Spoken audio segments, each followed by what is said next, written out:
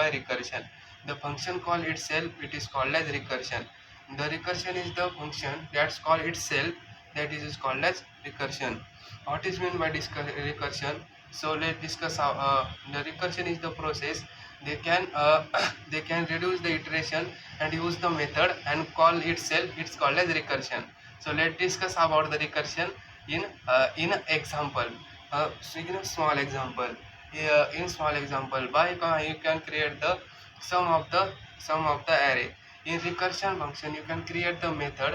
The method method in this the method can store the method. The purpose of the storing the method can be call the method is the store is the one method. The method can be called in the another method. It is the call the method, and before the calling the method is the increment this operator and the return the value of this method. This return type of this method and the function name of this method is called as a recursion. For example, you have create the sum of the array.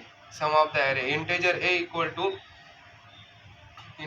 equal to some array is equal to array equal to 1 2 3 4 5 6, and the create the increment method sums of for example, for loop I equals to for we create the method sum equals to 0.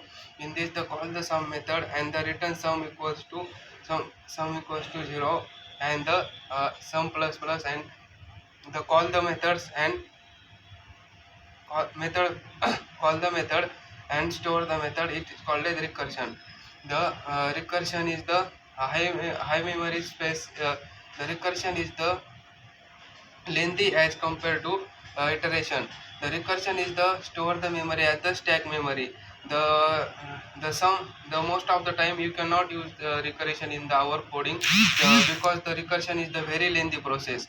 And the memory of this recursion is very high. Because of recursion is not used.